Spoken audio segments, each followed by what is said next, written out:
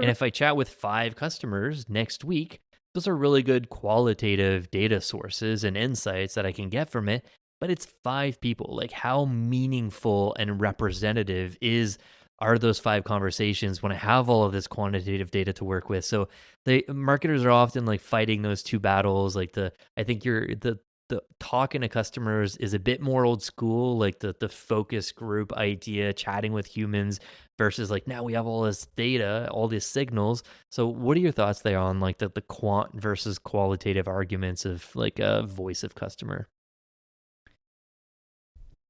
Where I would start with is when we didn't have automation and technology, and I'm probably going 15 years back when digital was taking off. And I am talking my days, in working in India, my career starting in India. US probably adopted this or had this revolution sooner. But we did a pretty good job with the limited data that we had, and marketers did a pretty good job with the data that we had, in terms of talking to to consumers, talking to customers and whoever you can find. And then there was the limited sales data, or whatever, in Excel sheets we had at that time, where we were running pivot tables. Phil, I think the problem right now, or why it's becoming more complex, is because we are not thinking is, why do we need data? Why do we need customer insights? Like, what am I solving for? Because right now, it's anything that comes to your mind, and you're like, oh, let's get data. Let's use a technology to give us answers.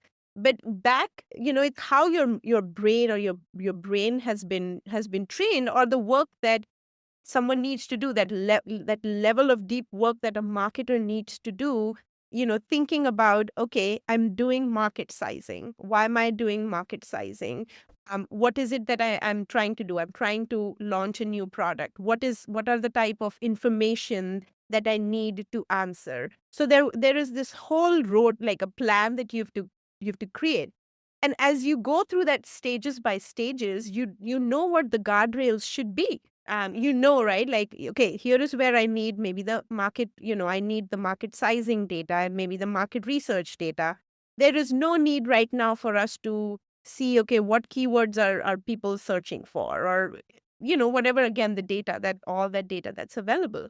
So the problem, or maybe the way for us to solve for it, is really breaking down your problem into solvable, parts, and then looking at it as a shell, and saying, okay, for me to solve this, what information do I need? What are my guardrails? Because then you will get your answer as to what data you need, whether it's secondary data, it's primary, research data, or it's just what, we have available, third party data. What is it that I need to use? And at what point this should be enough for me to move to that next stage of solving the puzzle? And I think that's the difference, is how a marketer thinks about solving a problem. And so it should never start with, I have all these data sources, and I have, I can go talk to customers, etc.